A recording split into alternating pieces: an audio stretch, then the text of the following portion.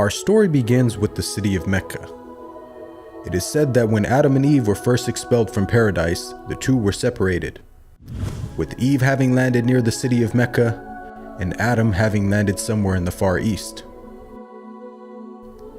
After many years of searching for one another, Adam finally managed to make his way down through the Arabian Peninsula to Mecca, and it was at the top of Mount Arafat, just outside the city of Mecca, where the two were finally reunited.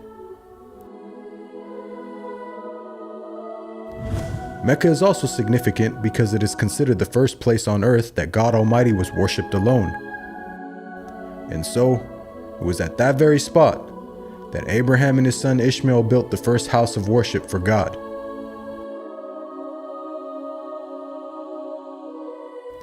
In honor of this, God Almighty had built in the heavens a similar structure for the angels. And it is said that every day, 70,000 angels come to that building to perform their prayers and then leave, intending never to return again.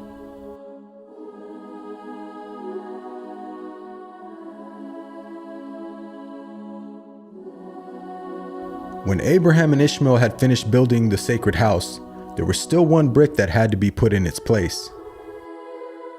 And so, Abraham sent his son Ishmael off to find a unique stone that he could put there. But God Almighty destined that the final stone that was to be laid would not be from the material of this world, but instead a stone directly from the heart of paradise. The angel Gabriel then brought the stone down to Abraham, who proceeded to put it in its proper place.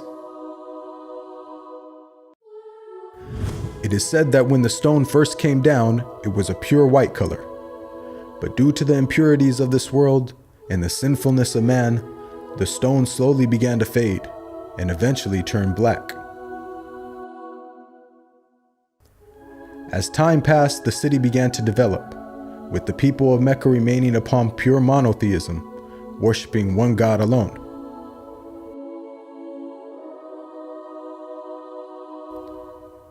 This despite the fact that their neighbors in Egypt, Mesopotamia, and the Levant had been practicing paganism for centuries.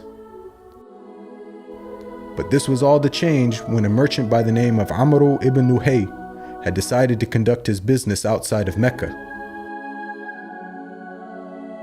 Amr then proceeded to journey northwards until he reached the lands of Levant. There, Amr would witness for the first time things like modern architecture, advanced literature, and of course, the practice of paganism. Amr was so impressed by all that he had seen that before leaving, he asked if he could take one of the idols back home with him. The people agreed, and so Amr took the idol and placed it along with the other goods and merchandise in his caravan.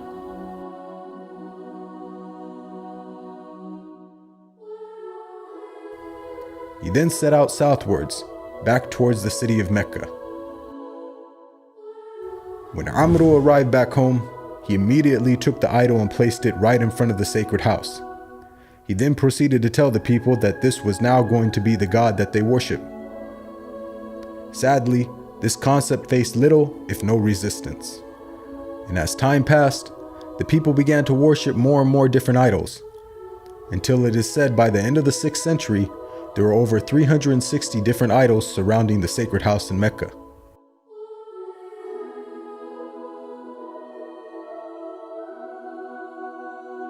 As the years passed and paganism became more prominent throughout the world, the people who still practiced monotheism knew that the coming of a new prophet was close at hand.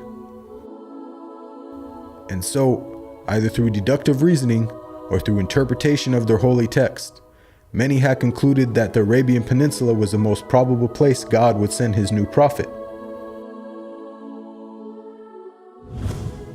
For at the time, the Roman Empire and the Persian Empire had extremely repressive governments and were hostile towards any type of rebellion, be it ideologically or politically.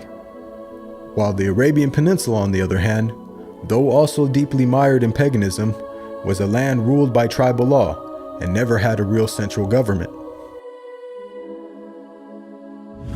As time went by, it appears that more and more people began to move down to the Arabian Peninsula to await the coming of the next prophet. And so, in the very land in which man first worshipped his Creator, and where Abraham built the first house of worship for God alone, it was there where God had destined his last and final messenger would emerge.